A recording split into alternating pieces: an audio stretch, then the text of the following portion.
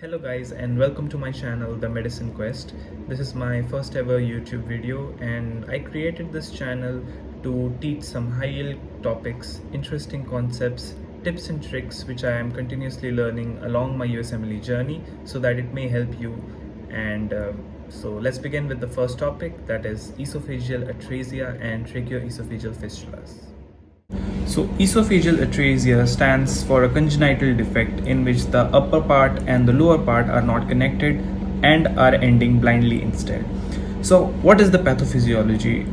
So what happens is when the embryo is 4 weeks old, it leads to the formation of respiratory diverticulum, which divides the foregut into ventral and dorsal compartments, which leads to the formation of trachea and esophagus respectively. Now how does this happen? It happens via a wedge of mesoderm called the tracheoesophageal septum, which leads to this differentiation. Now what happens is when there is a defect in this mesodermal differentiation, especially most commonly towards the posterior side, it leads to the esophageal atresia and the tracheoesophageal fistula. Now what we have to note is that in 50% of these cases, it is also associated with other mesodermal abnormalities called the Vactral association. What does this stand for? It stands for vertebral defects, anal atresias, cardiac defects, tracheoesophageal fistulas, esophageal atresias, renal defects, as well as limb defects. Now, how do we classify this? It is classified via the gross classification, which divides from type A to type E. So, type A stands in which there is atresia without the formation of a tracheoesophageal fistula.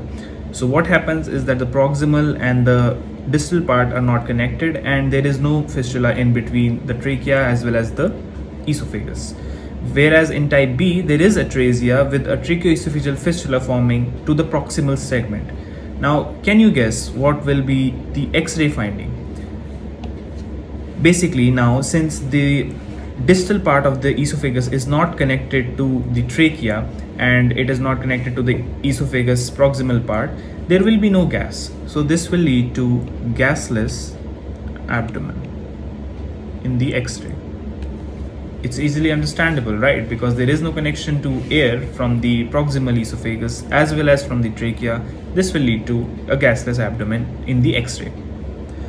Now compare it with the type C, type D and type E, in which there is atresia with tracheoesophageal fistula again forming, but in type C it is forming to the distal segment, and in type D it is forming to both proximal as well as distal segment, and in type E, which is called the H type, is that the esophagus is patent, it is not atretic, but there is still a fistula between the trachea and the esophagus. Now in this case, what will be the X-ray finding? Of course, there will be a gas bubble in the stomach. So that's how we can easily differentiate on an abdominal X-ray between the types of esophageal fistulas. So look at the X-ray on the left side, which shows us a child with a gastric bubble which is present. If you focus on the neck region of the child, you will see a thin white line which is coiling. So this is basically a nasogastric tube which is passed and it is coiling in the atretic proximal segment of the esophagus. So this would be a type C, type D type of esophageal atresia and tracheoesophageal fistula, because as we discussed, there is a gastric bubble and it is showing a coiled nasogastric tube. On the right side is basically the type H or type E type of esophageal atresia and tracheoesophageal fistula. This is basically a contrast study which is delineating the exact location of the fistula as well as the total path. So regarding clinical features, as discussed earlier, gastric bubble won't be seen in type A or type B, but it will be seen in type C, D as well as E. Now regarding polyhydramnios in a fetal life cycle, since the fetus is unable to swallow the amniotic fluid, it will lead to polyhydramnios. Now in which cases can it be seen? Only when the esophagus is atretic can it be seen. Therefore, it won't be seen in type E as the esophagus is patent. Similarly, when the child is born, Excessive secretion in the form of saliva will be seen from the mouth only when the esophagus is atretic. Therefore, it will seen in A, B, C as well as D, but not in E. Now, aspiration pneumonia can occur only when there is a fistula present between the trachea and the esophagus, which will lead to the passage of substances to the trachea. Now, in only B, C, D as well as E is there a fistula present. Therefore, it won't be seen in type A. Now, with this in mind, we can look at the So this is the summarized version of the gross classification with each type and the clinical features as well as X-ray findings. This is available on my Instagram handle, so you guys may check it out there. Moving on to the diagnosis, as we saw in the example, non-passage of feeding tube or nasogastric tube is taken as the sign for tracheoesophageal fistula. We can also confirm it on X-ray thorax abdomen. To rule out other mesodermal defects, that is the bacterial association, we'll also need to do ultrasound abdomen as well as echocardiography. Moving on to the differential diagnosis, that is the most important part of this talk, that is to rule out diseases when we are attempting questions, right? So first differential is the choanal atresia, which is a bilateral block which can be bony or membranous in the posterior nares of the nose, nasal cavity. In this, cyanotic attacks, just like as seen in tracheoesophageal fistula, is common, as well as the inability to pass the nasogastric tube because the block is in the posterior nares itself. What is differentiating it from the tracheoesophageal fistula is since the children are obligate nasal breathers, when they tend to cry during this situation, their cyanosis improves because during crying they are breathing by the mouth as compared to the nose, which is already blocked. So in that case, that's the differentiating features, as well as there will be no excessive drooling or secretions from the mouth as we saw earlier in esophageal atresia.